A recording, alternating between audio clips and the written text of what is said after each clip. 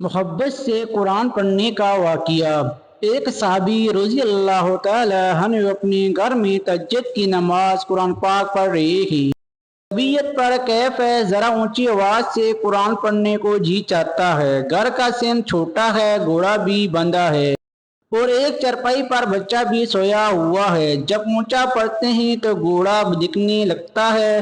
دل میں ڈر سا محسوس ہوتا ہے کہ کہیں گھوڑا بچے کو تکلیف نہ پہنچا دے، لات نہ مار دے۔ پھر آہستہ قرآن پڑھنے لگ جاتے ہیں۔ تھوڑی دیر کے بعد پھر طبیعت مچلتی ہے تو اونچا پڑھتے ہیں، گھوڑا دکھتا ہے، پھر آہستہ آہستہ پڑھنے لگ جاتے ہیں۔ بس یہی کچھ تقریباً ساری رات ہوتا رہا۔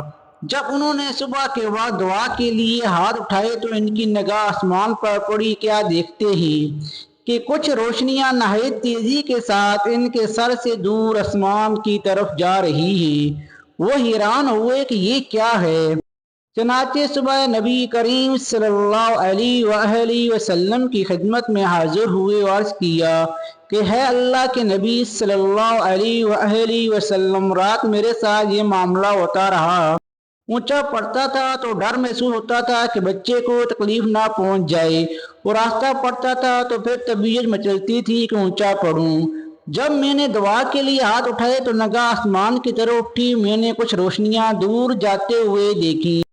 اللہ کے محبوب صلی اللہ علیہ وسلم نے ارشاد فرمایا کہ یہ اللہ تعالیٰ کے فرشتے تھے جو تیرا قرآن سننے کے لیے آسمان سے نیچے اتر آئے تھے۔